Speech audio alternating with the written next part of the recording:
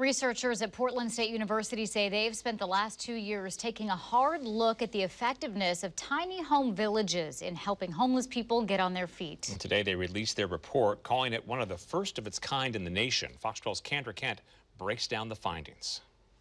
This is an in-depth report. It's 138 pages long, and it goes into the viability as well as the impact of these tiny home pile style villages, such as the Kenton Women's Village behind me here.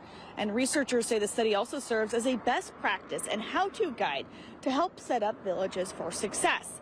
As part of the 2-year study, PSU's Homeless Research and Action Collaborative conducted interviews at 6 tiny home pod-style villages in Portland and in Clackamas, speaking with residents, managers, and neighbors, and also conducted more than 2,000 community surveys.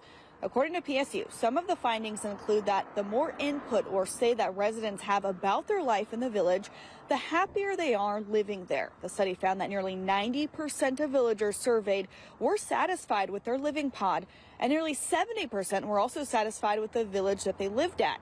The report also found that the sweet spot for village size was about 20 to 30 individuals. Neighbor attitudes and feelings toward the villages were also included in the study. PSU says among those surveyed, most neighbors who had initial concerns about a tiny home village opening near them were actually no longer worried after the villages opened.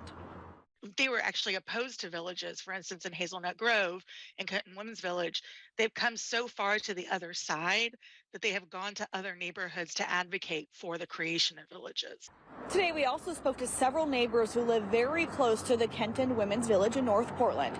Everyone told us that the residents of the village have been a great addition to the community, and they really like the tiny village system and how it helps people get back on their feet. Beverly SWAN says she's lived near the village for years and says she's been very impressed with the program.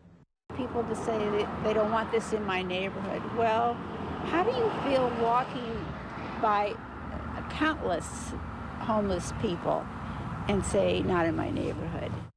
PSU researchers say that some concerning disparities also emerged from the study. Researchers found that the villages disproportionately serve white men, and only 17% of villagers identified as a person of color.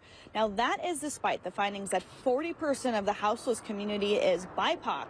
Another issue, other basics like food. The study found that people living in the villages still have issues accessing the food that they need. So PSU says there is more work to be done to make sure people don't go hungry. Reporting tonight in North Portland, KANDRA, Fox 12 Oregon.